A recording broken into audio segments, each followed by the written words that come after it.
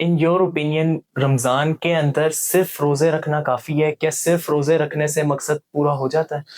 اصل میں نا اللہ تعالیٰ ایک اچھی سوسائٹی، مسلم سوسائٹی بنانا چاہتے ہیں، ہیومن سوسائٹی بنانا چاہتے ہیں، جس میں لوگ جھوٹ نہ بولیں، جس میں لوگ دھوکہ نہ دیں، جس میں بے حیائی نہ ہو، ولگیرٹی نہ ہو، جس کے اندر کرپشن نہ ہو۔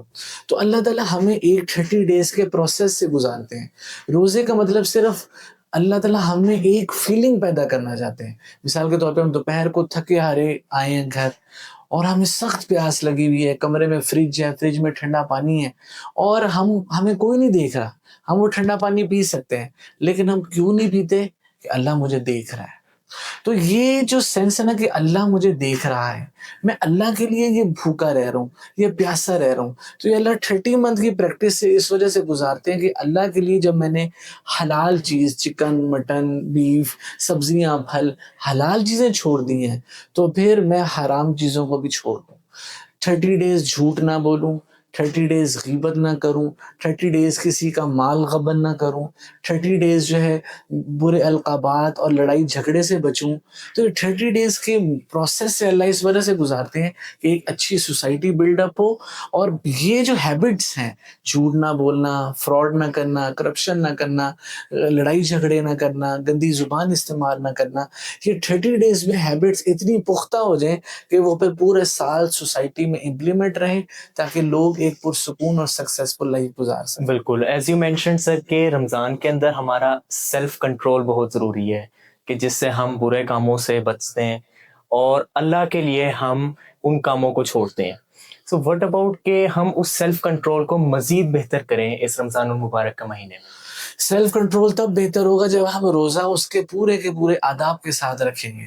مطلب روزہ اگر ہم نے رکھا ہے تو پھر روزے میں آنکھ کا بھی روزہ ہو، کان کا بھی روزہ ہو، زبان کا بھی روزہ ہو، اور نماز کا بھی اہتمام ہو۔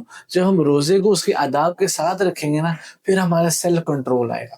جیسے میں آپ کو مثال دیتا ہوں کہ جب کوئی بیماری ہمیں آ جاتی ہے نا، تو ڈاکٹر کہتا ہے آپ اینٹی بائیوٹک کھائیں، بالکل، آگمنٹن کھائیں۔ جب ہمارے پیٹ میں درد ہو، لوز موشن لگ جاتے ہیں، ڈاکٹر کہتا ہے فلیجل کھائیں۔ ہر بیماری کی درد دوائی الگ ہے۔ اسی طرح نماز کے بارے میں اللہ کہتے ہیں ان الصلاۃ تنہی عن الفحشاء والمنکر، نماز جو پڑھے گا نا، اس کی دوائی کا اثر یہ ہے، وہ بے حیائی اور برائی سے روکے گی۔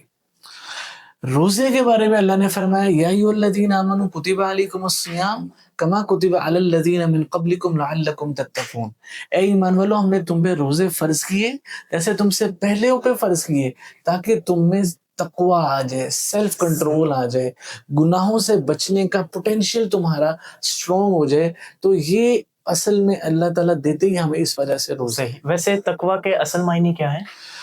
تقویٰ کے اصل معنی ہے گناہوں سے بچنا۔ صحیح، مثال کے طور پہ اگر میں یہاں سے جا رہا ہوں اور چاروں طرف خاردار جھاڑیاں ہوں، تو اپنے کپڑے بچاؤں گا کہیں جھاڑی نہ لگ جائے۔ تو چاروں طرف گناہوں کا ماحول ہے، اس گناہوں کے ماحول میں جھوٹ ہے، دھوکہ ہے، فراڈ ہے، بد نظری ہے، اس میں اپنے آپ کو گناہوں سے بچاتا ہوا زندگی گزاروں، یہ تقویٰ ہے۔ اور اس تقوی کے اوپر اللہ دنیا میں بہت عطا فرماتے ہیں۔ تو جب انسان تقوی والی زندگی اختیار کرتا ہے، سارے حرام کھا رہے ہیں، اس میں ایک بندہ حرام نہ کھائے، سارے بے حیائی کے کاموں میں لگے، ایک بندہ بے حیائی کے کاموں میں لگے، سارے ملاوٹ کر رہے ہیں، دھوکہ دے رہے ہیں، ایک بندہ ملاوٹ دھوکہ نہ کرے، ساری نمازوں میں سستی کر رہے ہیں، ایک بندہ سستی نہ کرے، اس کو کہتے ہیں تقویٰ۔ اس پہ دنیا میں اللہ تعالیٰ انسان کو، جیسے یوسف علیہ السلام کو مصر کا فائنانس منسٹر، وزیر خزانہ بنا دیا، اللہ اس کو کچھ سالوں میں دکھائیں گے کہ اللہ اس کو دنیا کے اندر ہی بہت عروج دیں گے اس تقوی کی وجہ سے، اور آخرت میں تو جو اللہ دیں گے وہ دیں گے۔